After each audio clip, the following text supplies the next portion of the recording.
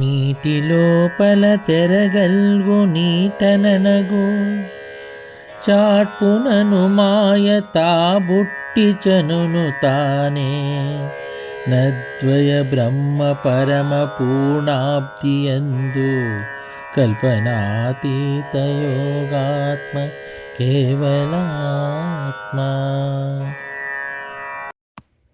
నీటి లోపల తెరగల్గు నీటననగు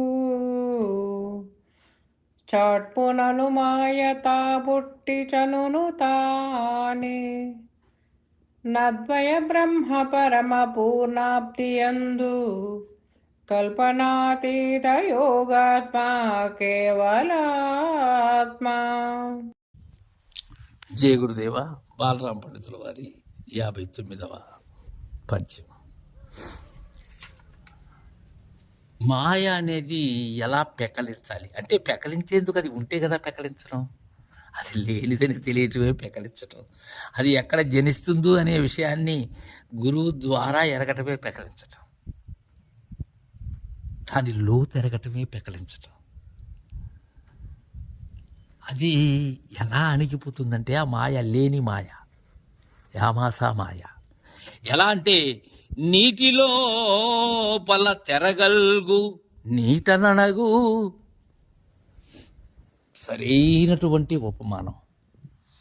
తెర ఎక్కడ కలుగుతుంది? తెర అంటే అలా, నీటి లోపలే కలుగుతూ ఉంది అలా.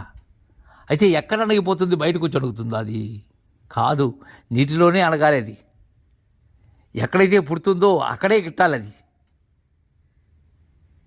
పుట్టినట్లు ఎక్కడైతే ప్రాంతి చెందుతూ ఉందో అది మళ్ళీ వేరేగా కానీ ఉంటుందా? లేదు, తెరలు తెరలుగా వస్తూ ఉన్నది. అది ఎక్కడ అణగాలి? నీటనే అణగాలి. నీటనే అణిగిపోతుంది అది.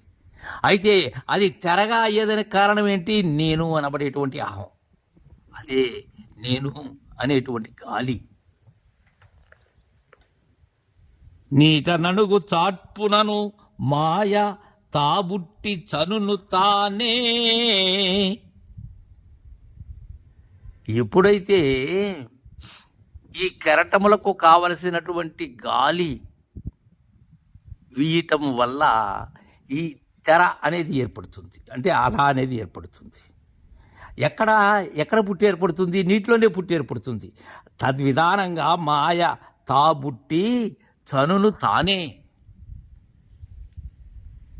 పుట్టింది ఏదైతే ఉన్నదో అదే లేకపోవాలి. అంటే ఈ పుట్టుకనే భ్రాంతి అక్కడే అణగిపోవాలి. ఇక మరణమేది? అయితే ఎక్కడ? చనును తానే నద్వయ బ్రహ్మ పరమ పూర్ణాబ్ధియందు. ఈ మాయ అనబడేటువంటి లేనిది ఏదైతే ఉన్నదో తానే ఎక్కడ నీపోతూ ఉన్నది? పూర్ణాబ్ధిలో. ఇది పెద్దలైనటువంటి వారు రహస్యంగా అందజేసేటువంటి, అంటే అఖండ పరిపూర్ణాచల సింధునందు ఎరుక ప్రభావాన్ని తనను తాను గ్రహించి తానే లీనమగుట అంటారు పెద్దలు. ఎరుక అచల పరిపూర్ణ మహాసింధునందు సర్వస్ఫురణ రహితమై తనకు తానే లీనమగుట. అక్కడ లేదు ఇది. తనకు తానే సర్వస్ఫురణ రహితమై ఎక్కడ?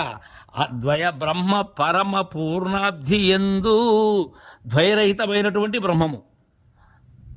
సగుణ నిర్గుణ బ్రహ్మం కాదయ్యా. ఈ అక్షర బ్రహ్మమో నాద బ్రహ్మమో ఈ బ్రహ్మము కాదది. పరబ్రహ్మమో అది కాదు. అద్వయ బ్రహ్మ, అది పరిపూర్ణం, అది బట్టబయలది.